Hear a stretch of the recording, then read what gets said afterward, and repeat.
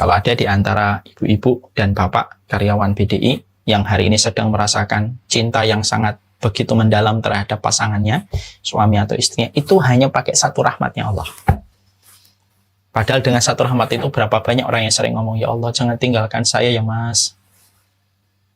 Berapa banyak dengan satu rahmat itu ada seorang istri yang berkata, temani saya sampai tua.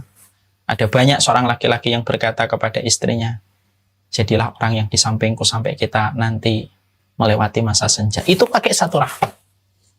99 rahmat Allah tidak berikan di dunia, Allah berikan nanti kelak di surga. Antum Bapak dan Ibu bisa membayangkan dari hadis sahih ini, kalau satu rahmat kita sudah merasakan betapa dalamnya cinta kita kepada anak, cinta kita kepada ibu, cinta kita kepada bapak, itu baru memakai satu rahmat. 99 rahmatnya itu nanti kelak di surga. Selamat datang di channel Langkah Iman Istiqomah. Jangan lupa like, komen, dan subscribe. Dan semoga kita semua mendapatkan ilmu yang bermanfaat. Amin. Alhamdulillah, tentunya kita bersyukur kepada Allah atas nikmat yang Allah berikan, terutama kenikmatan taman ilmu yang Allah anugerahkan kepada kita pada kesempatan sore kali ini. Semoga kita senantiasa mampu memberikan atmosfer pada kehidupan kita dengan konsep hati kita yang bersyukur kepada Allah. Karena sesungguhnya dan sejatinya syukur itu kalau boleh saya ilustrasikan atau boleh saya analogikan, syukur itu kayak filter, syukur itu kayak saringan pada air yang mampu merubah air yang kotor, air yang keruh menjadi air yang bersih dan bening, layak dikonsumsi dan menghilangkan rasa haus dan dahaga. Maka sesungguhnya sebagaimana saringan itu mampu merubah air yang kotor dan keruh menjadi air yang layak diminum, menghilangkan dahaga, maka syukur itu pun sama. Syukur itu ibaratnya mampu merubah setiap problematika menjadi kebaikan, mampu merubah setiap musibah menjadi anugerah. Ketika kita senantiasa memiliki pada pucuk hati kita, pucuk kehidupan kita dengan konsep bersyukur. Siapapun yang bersyukur, maka setiap kekeruhan pada hidupnya akan menjadi sebuah kejernihan. Setiap masalah apapun yang dia jumpai, kalau dia bersyukur kepada Allah, maka setiap masalah itu berubah menjadi anugerah.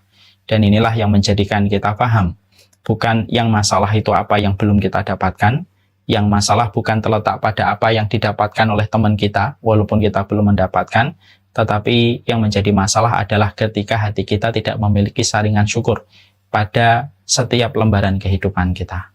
Maka inilah yang menjadikan kita belajar dari kisahnya seorang Nabi Ayub, yang beliau menderita dengan sakit yang Allah timpakan kepada Nabi Ayub hampir 18 tahun.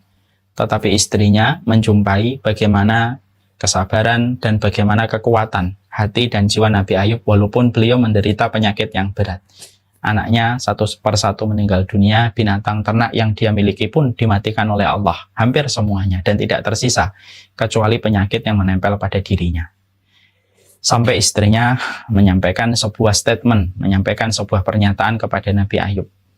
Wahai Ayub, kenapa kamu begitu kuat menghadapi ujian yang begitu sangat dahsyat beratnya semacam ini? Maka perhatikan bagaimana Nabi Ayub merubah setiap masalah dan ujian berat yang beliau hadapi dengan beliau menyampaikan sebuah pernyataan tentang syukur. Beliau berkata kepada istrinya, saya sudah disehatkan oleh Allah selama 70 tahun dalam kondisi yang sehat dan berkelapangan dan berlebih-lebih dalam kehidupan saya. Apakah saya tidak bisa untuk bersabar dan bersyukur pada sisa kehidupan saya setelah 70 tahun saya disehatkan oleh Allah? Perkataan inilah yang menjadikan kita mengambil sebuah faedah. Nabi Ayub mampu merubah setiap masalah yang beliau hadapi karena beliau memiliki saringan syukur ketika sakit yang beliau derita dibandingkan dengan kebaikan yang sudah Allah pernah berikan dalam hidupnya. Nah, inilah yang menjadikan kita paham syukur itu memang kayak saringan. Jadi kalau ada di antara saya, antum semuanya sedang mendapatkan masalah, sedang mendapatkan kesempitan, sedang mendapatkan problematika yang tidak kita harapkan, bersyukurlah. Ingatlah tentang kebaikan yang sudah Allah berikan kepada kita. Renungkanlah bahwasanya ujian kita tidak seberat ujian orang-orang lain yang pernah kita lihat. Maka inilah yang akan menjadikan kita mampu merubah setiap problematika menjadi sebuah anugerah, merubah setiap musibah menjadi kebaikan pada kehidupan kita. Semoga kita senantiasa diberikan hati yang selalu bersyukur kepada Allah. Seluruh para sahabat-sahabat kami di BDI, Exxon Mobil yang semoga Allah rahmati dan semoga senantiasa diberikan kecintaan kepada ilmu yang tidak pernah putus. Tentunya kita paham betul bahwasanya salah satu di antara perkara yang menguatkan kita dalam kehidupan kita sebelum nanti kita berpulang dalam kehidupan alam barzah, yaitu adalah ketika kita mengingat balasan terbaik yang Allah berikan kepada setiap orang yang taat di dalam ibadah dan taat di dalam penghambaan dia kepada Allah. Mengingat balasan, yaitu adalah surga, itu memberikan kekuatan dalam kehidupan kita. Dan itulah yang akan menjadikan kita kuat untuk menampik setiap godaan dan iming-iming yang haram ketika kita ingat bahwasanya setiap komitmen kita menahan diri dari perkara yang diharamkan oleh Allah mampu berbuah manis dengan rahmatnya Allah, yaitu adalah surga. Nah, inilah yang menjadikan kita paham betul kenapa banyak orang hari ini terseret dalam urusan dunia, terseret dengan hawa nafsu, tidak mampu meninggalkan dosa-dosa besar yang terus dia menjadi pecandunya. Mungkin salah satu alasan apabila kita menjumpai itu terjadi pada diri kita ataupun pada orang di sekitar kita, mungkin salah satu pemicunya adalah karena lemahnya keterkaitan hatinya dan keterikatan jiwanya kepada surga yang Allah sediakan, dan itu merupakan puncak balasan terbaik dari siapapun yang mampu melewati kehidupan ini dengan ujian. Nah, inilah yang menjadikan kita ingin supaya mengingatkan hati kita, karena dunia itu pesonanya luar biasa. Dunia itu selalu berhasil men-touch up dirinya dan menyembunyikan rahasia tuanya, sehingga yang ditampilkan oleh dunia itu adalah gemerlapnya dan iming-imingnya yang menggiurkan, yang menjadikan banyak orang terkadang terperosok kepada dunia dan melupakan tentang tempat tinggalnya yang sudah disediakan oleh Allah kalau dia taat, yaitu adalah surga. Dan itulah yang menjadikan kita berupaya betul. Kita jangan sampai kualitas kehidupan kita selaku manusia jauh lebih buruk daripada kualitas keledai. Karena keledai itu memiliki kelebihan yang bisa menjadi sebuah renungan buat kita. Imam Ibnu Qayyim Al-Jauziyah berkata, sesungguhnya keledai itu banyak sifat negatif yang disematkan kepada keledai. Makanya suara yang paling buruk suaranya keledai. Tapi walaupun keledai memiliki beberapa sifat yang negatif, tapi keledai itu memiliki salah satu keistimewaan. Keledai itu kalau kita bawa kemanapun pergi jauhnya, maka dia selalu tahu jalan pulangnya kembali ke kandangnya. Itulah keledai. Sama kayak kucing. Kucing itu kan kalau kita buang ke pasar, sebelum kita pulang kucingnya sudah sampai ke rumah kembali. Padahal kita membuangnya sudah jauh. Karena kucing dan keledai memiliki kemiripan, selalu mengerti jalan pulang. Makanya Imam Ibnu Qayyim Al-Jauziyah itu memotret sebuah perenungan yang sangat indah. Beliau berkata, sesungguhnya manusia kualitasnya tidak boleh lebih buruk daripada keledai yang tidak mengerti jalan pulangnya dia kepada kampung halamannya, yaitu adalah surga. Karena sesungguhnya kita ini rumahnya ada di surga. Berdasarkan kepada tempat sebelum Nabi Adam diturunkan, tempatnya adalah di surga. Berarti tempat jalan kampung kita, mudiknya kita itu adalah ke surga. Dan inilah yang menjadikan kita akhirnya ingin.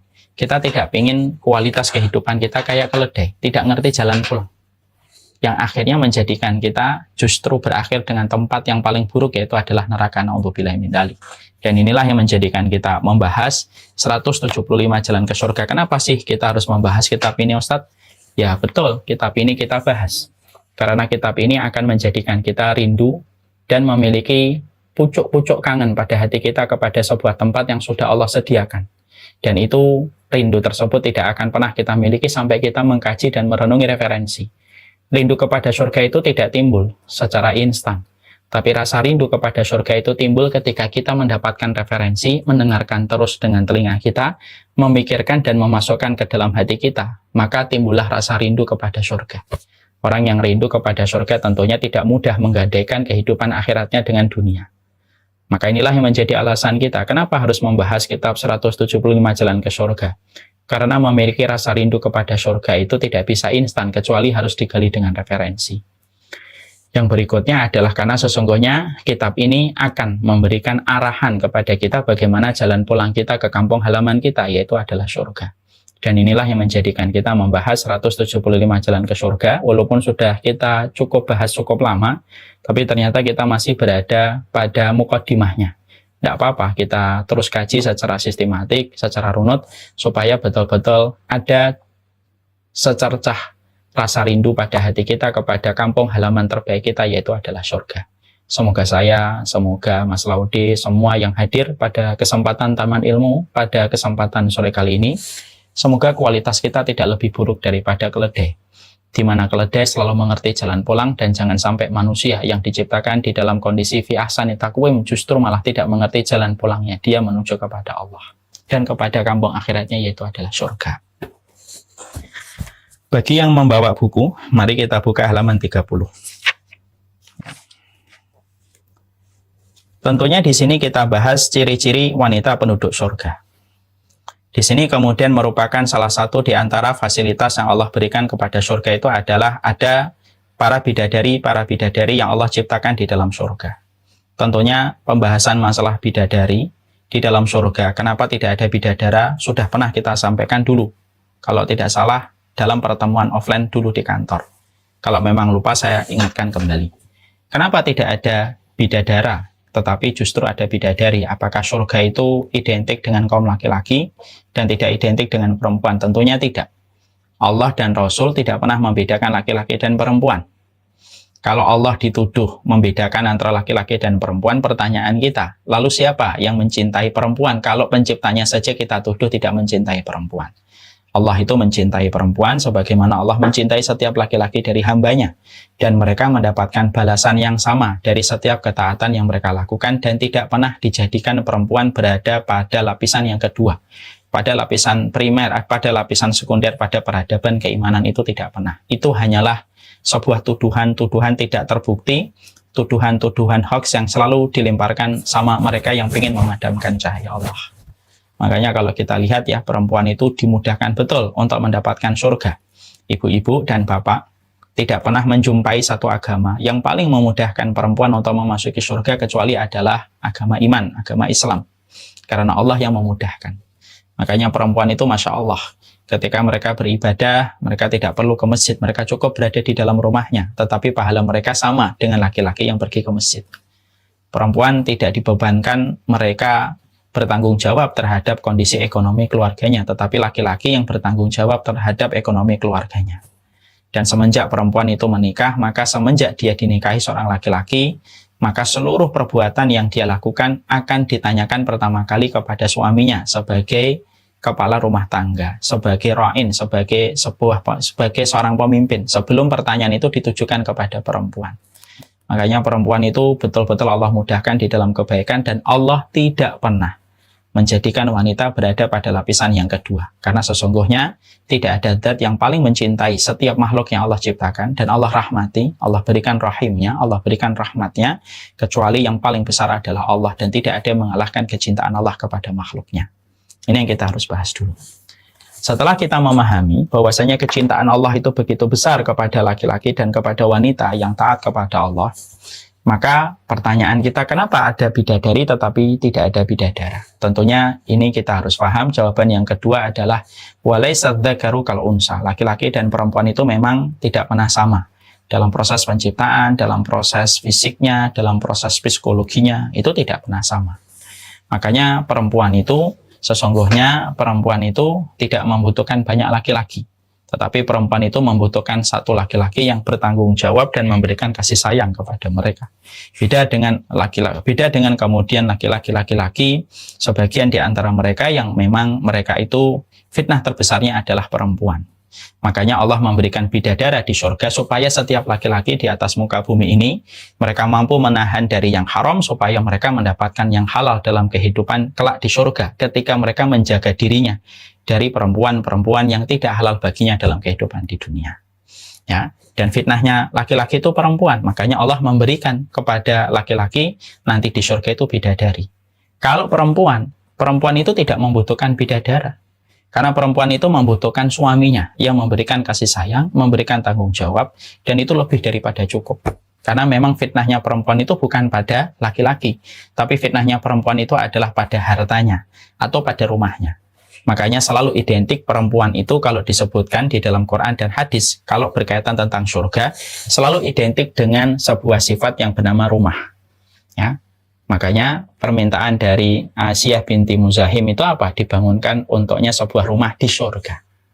Nah, itu sebuah rumah di surga. Itu selalu identik dengan permintaan rumah. Karena memang perempuan nanti ketika di surga mereka mendapatkan rumah dan mereka mendapatkan suaminya yang akan menjaganya. Dan dia tidak membutuhkan bidadara. Karena sesungguhnya mereka fitnahnya perempuan itu tidak butuh banyak laki-laki.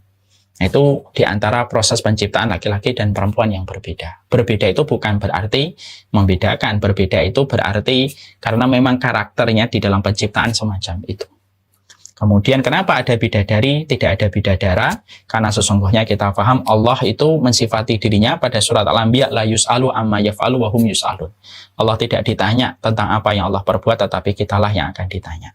Nah, itulah yang kita ulang kembali, kita refresh kembali. Kenapa di surga ada bidadari tetapi tidak ada bidadara? Maka kemudian ciri-ciri wanita ketika mereka menjadi wanita di surga itu tentunya disebut dengan bidadari, ya. Hurul ain, mereka disebut dengan bidadari bermata jeli, ya.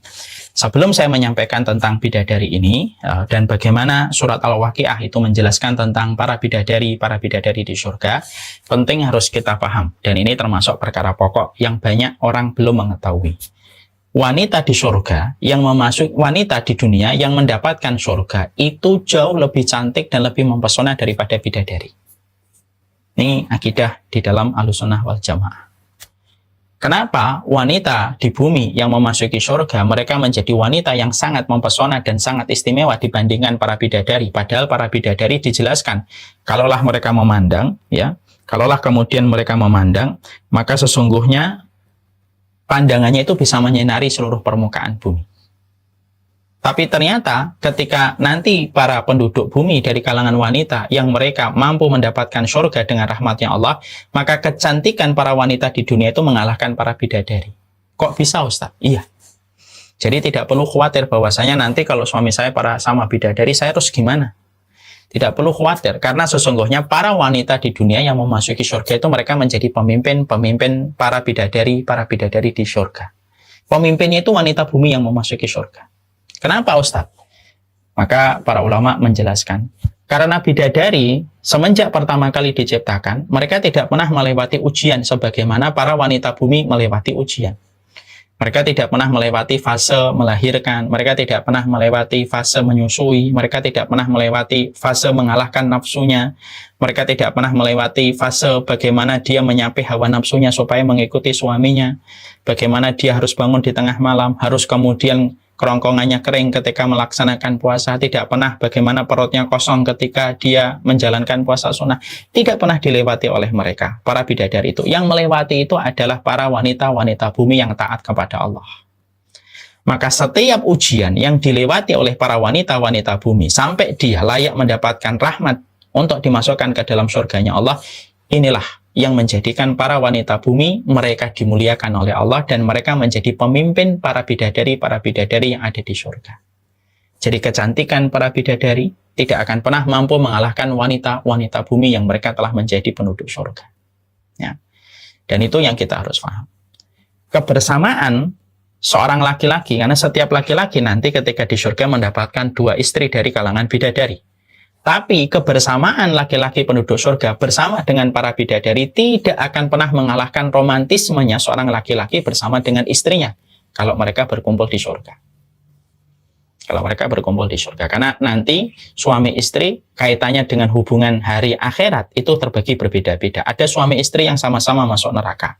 Kayak Abu Jahal, kayak Abu Lahab dengan Ummu Lahab atau Ummu Jamil. Ada kemudian laki-laki yang masuk surga, perempuannya tidak masuk surga. Nabi Nuh, Nabi Lut, suaminya masuk surga, istrinya tidak masuk surga. Ada yang kemudian istrinya masuk surga, suaminya tidak masuk surga. Kayak Asya binti Muzahim dengan suaminya. Fir'aun di neraka, Asya binti Muzahim di surga. Ada yang dua-duanya masuk surga, seperti Rasulullah dengan Ibunda Khadijah. Itu kemudian dua-duanya masuk surga. Ibrahim itu kemudian dua-duanya masuk surga.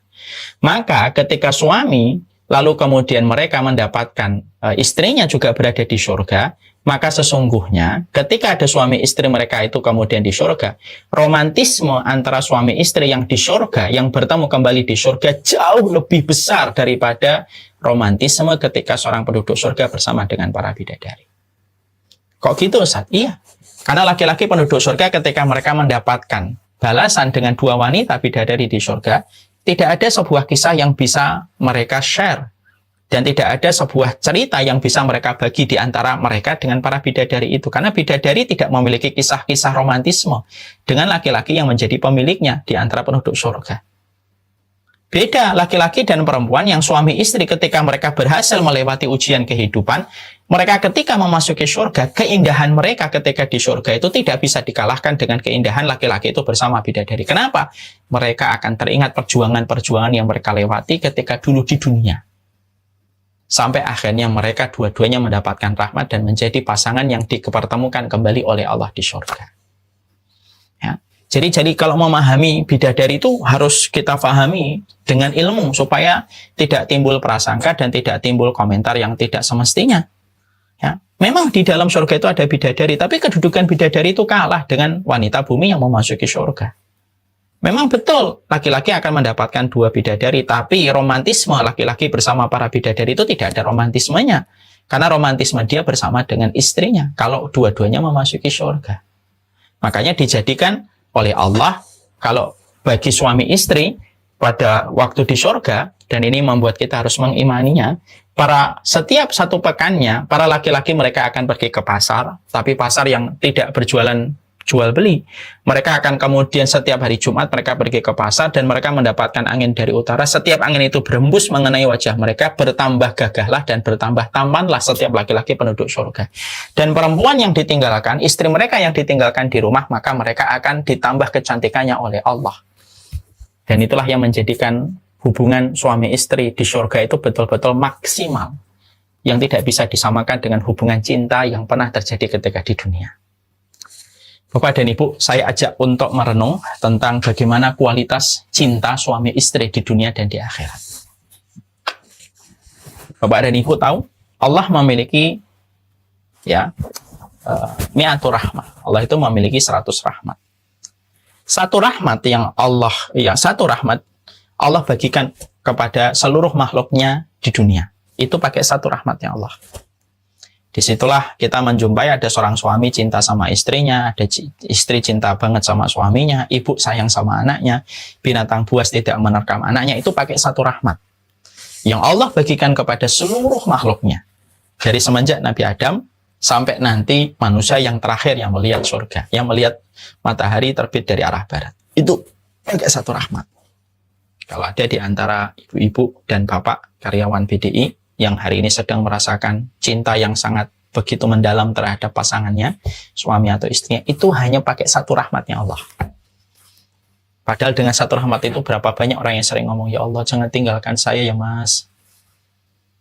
Berapa banyak dengan satu rahmat itu ada seorang istri yang berkata, temani saya sampai tua. Ada banyak seorang laki-laki yang berkata kepada istrinya, jadilah orang yang di sampingku sampai kita nanti melewati masa senja. Itu pakai satu rahmat. 99 rahmat Allah tidak berikan di dunia, Allah berikan nanti kelak di surga. Antum Bapak dan Ibu bisa membayangkan dari hadis sahih ini, kalau satu rahmat kita sudah merasakan betapa dalamnya cinta kita kepada anak, cinta kita kepada ibu, cinta kita kepada bapak, itu baru memakai satu rahmat. 99 rahmatnya itu nanti kelak di surga. Maka kita bisa membayangkan, meraba sebesar apa sebesar apa kekuatan cinta antara seorang suami istri kalau mereka sudah di surga ketika mereka dipertemukan kembali.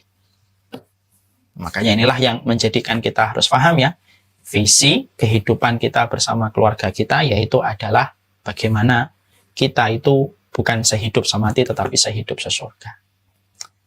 Makanya penting bagi kita yang kita harus pahami itu apa? Jadilah seorang istri yang tidak pernah lelah dan tidak pernah letih untuk meminta keridhaan dari suaminya, karena di balik punggung seorang suami di situ ada pintu surga yang kelak akan memanggilmu dan memasukkan dirimu ke dalam surganya Allah. Dan jadilah laki-laki yang bijak, jadilah seorang suami yang bijak, yang mana jangan gampang-gampang murka kepada istrinya dan jangan terlalu sulit untuk diraih ridhonya. Apakah kita rela kalau ibu dari anak-anak kita, mereka akan mendapatkan neraka hanya karena kita mudah kecewa? Berkeluarga itu tidak menjanjikan kepuasan, tetapi berkeluarga itu pastinya menjanjikan keberkahan. Dan keberkahan itu tidak akan bisa kita peroleh kecuali adalah semangat kita di dalam berkeluarga adalah memberikan yang terbaik. Seorang istri, dia tidak boleh lelah bagaimana mencari keridhaan dari suaminya. Walaupun istri memiliki kekurangan, dia diciptakan dari tulang rusuk. Akalnya kurang karena didominasi oleh perasaannya yang begitu besar. Memang itulah fitrahnya. Tapi fitrah itu kalau dihujani dengan ilmu, fitrah bengkoknya itu akan membaik ketika dia tidak pernah bosan membasahi tulang rusuknya yang bengkok dengan ilmu. Tapi jangan hanya meminta dan menuntut istri supaya istri kita minta keridhaan kita, berusaha untuk mencapai keridhaan kita. Jangan hanya gitu seorang suami. Ini teguran untuk saya, teguran untuk setiap laki-laki. Setiap jadi laki-laki pun sama. Jangan mudah-mudah murka sama istri kita. Lalu kemudian jangan mudah-mudah kita mengancam istri kita dengan neraka. Apakah kita ridho? Apabila ibu dari anak-anak kita kemudian berujung ke neraka? Jadilah seorang laki-laki yang mudah diraih ridhonya oleh seorang istri. Jadilah laki-laki yang memiliki hati sebagaimana pinggir pantai. Sekeras apapun wanita menggores pasir di pinggir pantai, biarkan gelombang waktu menghapusnya secara cepat. Karena kita tahu kemarahannya istri, kekesalannya, omongannya yang terkadang menyakitkan, terkadang dia lupa kebaikan yang telah kita lakukan secara maksimal sebagai seorang suami, itu lahir dari fitrah bengkoknya wanita ketika menjadi tulang rusuk. Dan itu memang fitrahnya gitu. Walaupun itu tidak dibenarkan setiap waktu. Makanya dituntut wanita dengan tulang bengkoknya, rusuk yang bengkok itu dia harus dihujani dengan ilmu supaya bengkoknya tidak sampai merusak dan membinasakan serta memberikan kerusakan. Ya, sekali lagi ya, marilah kita menjadi seorang suami yang jangan sulit diraih ridhonya. Kamu harus begini baru dapat ridho saya. Sulit betul. Jadilah laki-laki yang luwes, mudah diraih ridhonya. Dan jadilah seorang istri yang mudah betul, yang kemudian mudah betul ingat kembali bahwasanya tujuan hidupnya setelah beribadah kepada Allah itu adalah menggapai ridho suaminya. Karena rahmatnya Allah itu ada di balik ridhonya seorang suami dalam kehidupan seorang wanita. Ini kalau kita cocokkan klop nih. Jadi tidak ada menang-menangan. Ya, mudah menang-menangan. Istri tidak selalu merasa benar. Dan jangan pernah merasa benar, karena tulisan yang sering dijadikan menjadi menjadi bulian, misalkan wanita selalu merasa benar. Anak khawatir kalau kita terus membaca itu tanpa kita sadari masuk di dalam pikiran kita, dan akhirnya perempuan itu ya akhirnya merasa benar terus. Ya bagaimanapun perempuan harus mengevaluasi bagaimanapun mereka memiliki kekurangan karena mereka diciptakan dari tulang rusuk yang bengkok. Tapi laki-laki, sekali lagi, jadilah laki-laki yang gampang diraih ridhonya oleh seorang istri. Itu supaya dapat. Makanya setelah kita membahas itu, supaya apa? Supaya kualitas kita bersama keluarga kita dalam kehidupan di dunia ini, maka kualitas keluarga inilah yang akan menjadikan laki-laki dan perempuan berjumpa kembali dengan keluarganya nanti di surga. Dan betapa nikmatnya kalau kita bersama dengan istri kita. Karena apa? Memori yang pernah kita lewati bersama dengan istri kita akan menjadi memori penuh dengan kenikmatan ketika membicarakan itu di kampung surga. Ketika semua pengorbanan dan perjuangan kita di dunia sudah selesai. Lalu kita bersama dengan orang yang kita cintai berjumpa kembali di tempat yang jauh lebih baik daripada kehidupan di dunia. Kan sudah sering saya menyampaikan kan, Bapak dan Ibu, saya sering sekali menyebutkan kenikmatan surga itu setidaknya terfokus pada 3 hal. Yang paling tinggi melihat wajahnya Allah. Paling tinggi itu, tidak bisa dinafikan. Yang kedua, berjumpa dengan para nabi dan para rasul. Yang ketiga, kedudukan kemudian di surga itu apa? Berjumpanya kita kembali dengan keluarga kita. Dan itulah yang kemudian menjadikan kita memahami. Semoga kita termasuk orang-orang yang dimudahkan untuk mendapatkan itu. Istri kita semoga menjadi wanita-wanita pemilik tulang rusuk yang bengkok, yang tidak pernah letih menabur pada bengkok tulang rusuknya dengan ilmu, supaya dia tetap ingat bahwasanya tujuan dia setelah beribadah kepada Allah itu mendapatkan keridhaan dari suaminya. Dan supaya setiap laki-laki adalah orang yang paling luwes dan paling murah memberikan ridhonya kepada seorang istri. Apakah kita rela istri yang telah menemani kita walaupun penuh dengan kekurangan, lalu berakhir di neraka? Tentunya tidak ada hal yang paling indah kecuali berjumpanya kita dengan istri kita nanti di surga. Sekarang setelah membahas itu, mari kita bahas ciri-ciri wanita penduduk surga. Yaitu adalah kita bagi, ini ada 2. Ada wanita bumi yang memasuki surga, ada bidadari. Maka di sini menceritakan tentang wanita-wanita bumi yang akhirnya menjadi penduduk surga. Inna ansha'nahunna insya'a faja'alnahunna abkara uruban atraba li ashabil yamin.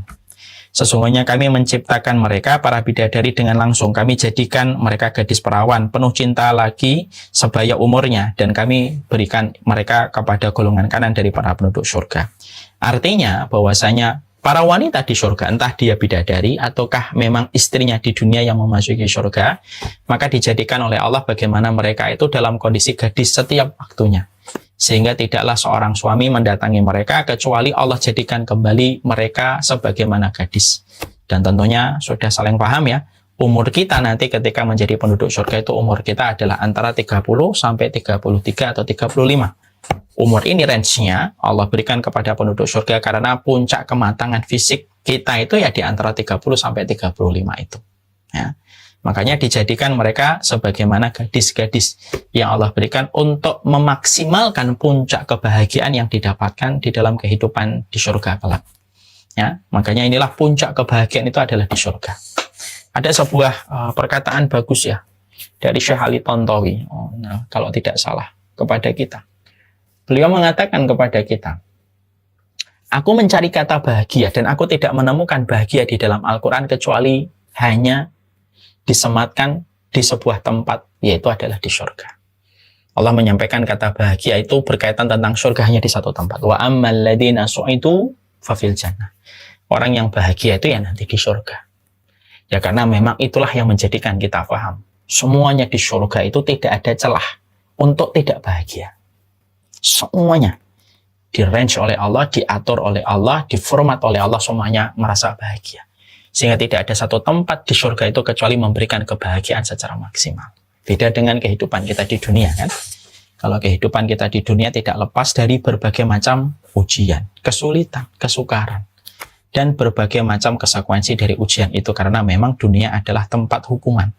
Sebagaimana itu pula yang kita dapatkan dari Nabi Adam ketika Nabi Adam diturunkan di surga itu bukan karena Nabi Adam sedang diberikan fasilitas, tapi pada dasarnya sedang diberikan ujian. Makanya puncak kenikmatan dan kebahagiaan itu di surga sampai dijumpai bagaimana hubungan cinta kasihnya, bagaimana hubungan suami istrinya dijadikan tidak akan pernah sama dengan apapun yang pernah mereka dapati di dunia. Makanya Masya Allah ya, yang menyamakan antara kehidupan di dunia dengan di surga itu hanyalah nama. Tapi hakikatnya tidak akan pernah mampu diserupakan. Di surga ada istri? Ada. Tapi apakah kenikmatan bersama istri sama dengan kenikmatan di surga? Tidak. Namanya aja sama. Tapi kenikmatan yang didapatkan dan kebahagiaannya itu tidak akan pernah mampu terfikirkan. Mala ainun ra'at wala udhunun sami'at wala khatara bi balil bashar. Sampai Rasulullah itu kan mengatakan belum ada pernah mata yang memandang, belum pernah ada telinga yang mendengarkan secara detail dan bagaimana sejatinya di surga itu, dan belum pernah ada pikiran yang betul-betul bisa menggambarkan indahnya surga itu dan kenikmatannya itu kayak apa. Untuk siapa? Untuk mereka yang tidak pernah mereka itu berhenti berharap dan memperbaiki diri untuk mendapatkan surganya Allah. Ya. Maka kemudian di sini disebutkan uruban utroba. Urub itu kalau kita lihat di sini dalam surat Al-Waqiah 37, uruban itu artinya sebagian ahli tafsir mengatakan wanita yang cantik, ya. Super cantik. Kalau kemudian urub sebagian itu mengatakan yaitu adalah tutur katanya yang indah. Nah ini sekaligus pula untuk menjelaskan kepada kita kan, memang perempuan itu memang diuji dengan lisannya kan. Makanya kemudian urub artinya adalah wanita di surga itu sudah dipastikan mendapatkan garansi jaminan. Tutur katanya itu indah, menyenangkan bagi suaminya dan tidak ada pernah satu kata pun kecuali menyenangkan terus bagi suaminya. Kebahagiaan suami itu secara fisik dan secara hati. Masya Allah itu. Makanya dijadikan perkataannya wanita-wanita nanti di surga itu penuh dengan perkataan yang indah. Karena memang wanita itu ujiannya pada lisan. Makanya kan kalau kita lihat gaya kita kalau sedih itu menggambarkan tempat dosanya kita masing-masing. Kalau laki-laki nangis atau sedih itu selalu yang ditutup tuh mata. Seakan-akan menggambarkan bahwasanya dia banyak dosa dengan matanya. Perempuan tuh kalau lagi sedih nangis itu yang ditutup mulutnya. Untuk menggambarkan seakan-akan memang tempat dosanya perempuan itu ya di lisan itu. Ya. Makanya sampai Rasulullah itu mengatakan aktsara ma yudkhilun nas an-nara ala juwafan. Dua perkara yang paling banyak memasukkan manusia ke neraka itu ya lubang mulutnya dan lubang kemaluannya. Kalau kemaluannya itulah fitnahnya laki-laki. Kalau lubang mulutnya itulah fitnahnya perempuan. Nah memang perempuan itu ujiannya itu pada lisannya. Sulit untuk mengendalikan lisannya, terutama ketika sedang kecewa. Makanya sampai-sampai kita jumpai dalam hadis Rasulullah, kita belajar ya, yang paling banyak memasukkan perempuan ke neraka itu bukan karena dia tidak pakai jilbab, bukan karena dia berzina, bukan karena dia tidak sholat, bukan itu. Tapi Rasulullah Shallallahu Alaihi Wasallam menyampaikan, dan hadis ini mungkin sudah sering terdengar oleh kita. Rasulullah mengatakan, "Ra'aitun nara wa ra'aitu aksaru ahliha an-nisa." Aku melihat neraka dan aku melihat sebagian besar dari penduduk neraka itu adalah perempuan. Sampai para sahabat kaget. Yakfurna billah ya Rasulullah, apakah mereka kufur sama Allah sampai mereka dominan di dalam neraka? Enggak, mereka enggak kufur sama Allah. Yakfurna bil asyir, tetapi mereka itu kufur kepada suaminya. Bentuk kufur suaminya itu gimana? Bentuk kufur dari suaminya itu adalah ketika suaminya telah berbuat baik sepanjang hidupnya, lalu tiba-tiba ada seorang suami yang melakukan kesalahan, begitu cepatnya emosi yang mengendalikan perasaan seorang wanita sampai wanita itu lalu berkata, "Mali ra'aitu minka khairan qatun." Kenapa ya? Kalau aku melihat kamu tuh nggak ada kebaikannya sama sekali. Jadi ibaratnya panas setahun hilang dengan satu kali hujan. Itulah perempuan. Diuji dengan lisannya. Makanya uroban, maka dijadikan nanti para penduduk surga itu apa? Mereka itu wanitanya itu terjaga lisannya. Karena mereka sudah melewati ujian ketika di dunia itu. Makanya para wanita itu kalau ditanya apa sih yang bisa memasukkan kita ke surga, jaga lisan, terutama kepada suaminya. Saya akan ambilkan sebuah permisalan yang gampang. Ambilkan 2 botol itu, Mas.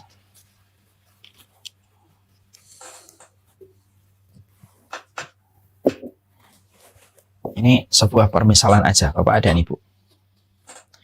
Ini kalau misalkan botol ada sodanya, dua-duanya ada soda. Saya kocok nih, dua-duanya saya kocok. Kocokannya keras, guncangannya banyak. Ya. Yang kanan saya buka. Apa yang terjadi? Maka air di dalam botol soda ini akan keluar dia. Lalu volume airnya berkurang. Misalkan dari 1 liter jadi tinggal 200 mili. Ya. Kalau saya buka. Ini yang kedua, saya kocok sama dengan yang pertama. Bedanya saya tidak buka. Saya biarkan aja. Apa yang terjadi? Berlalu waktu sejam, setengah jam lah, 1 jam. Maka akhirnya dia kalau dibuka juga tidak akan muncrat. Volume airnya masih ada. Ini ilustrasi ringan untuk menjadi sebuah pegangan kepada kaum wanita, tapi juga bisa untuk laki-laki sebenarnya juga. Inilah betapa dahsyatnya ketika seseorang sudah berucap. Kualitas kehidupan kita itu banyak berkurang ketika kita banyak ngomong. Persis sebagaimana soda yang diguncang lalu dibuka. Itu ibaratnya permisalan kayak orang yang ngomong. Akhirnya kualitas hidup kita hilang itu gara-gara omongan, ketika omongan itu akhirnya membuat banyak masalah pada kehidupan kita. Makanya Masya Allah, disinilah kemudian kita memberikan sebuah insight untuk kalangan wanita ya. Kalau sudah berada di antara suaminya, ya, kalau ingin suaminya itu diberi, kalau kita ingin mendapatkan surga dari suaminya, perhatikanlah lisan dan apa yang keluar dari lisan kita. Itu yang kemudian kita harus mengerti. Makanya dijadikan di dalam surat Al-Waqiah itu uroban. Uroban itu artinya omongannya indah, karena memang perempuan itu sebenarnya diukurnya itu ya setelah kecantikannya ya omongan. Secantik apapun omongannya judes, jadi nggak menyenangkan. Ya. Nah di dunia ini terkadang yang kita jumpai ada orang yang cantik, mempesona, tetapi pembicaraannya tidak sebagaimana fisiknya. Ada omongannya bagus, tapi fisiknya biasa. Sedikit sekali yang mampu mempadu-padankan antara kecantikan dirinya dengan kelembutan tutur katanya di hadapan suaminya. Banyak perempuan yang mereka mampu lembut sama teman kantornya. Mampu lembut sama teman-teman alumni SMP dan SMA-nya. Tapi tidak mampu lembut kepada suaminya. Sebagaimana sebaliknya juga semacam itu. Nah, makanya inilah yang menjadikan kita harus paham. Penduduk surga itu dijadikan bagaimana para wanita-wanita mereka itu dijadikan oleh Allah. Omongannya itu luar biasa. Menyejukkan, menenangkan, sebagaimana fisik mereka yang luar biasa. Insya Allah ya. Inilah yang kemudian menceritakan tentang bagaimana para wanita di surga. Nah, sekarang kita buka halaman 32. Nyanyian para bidadari di surga dan bagaimana musik mereka. Ya. Nanti kita akan bahas insya Allah dalam pertemuan kita berikutnya. Semoga dalam pertemuan berikutnya kita sudah selesaikan mukadimahnya supaya kita bisa langsung masuk kepada pembahasan kita.